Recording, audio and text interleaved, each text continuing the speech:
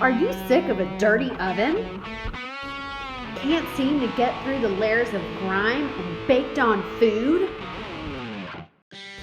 Are the fumes from traditional cleaners getting to you? Great news! We've got a fix for all of that! With just 2 simple ingredients, make your own green cleaning solution that will do the trick. In a spray bottle, combine 2 tablespoons of borax and 2 tablespoons of vegetable oil-based soap.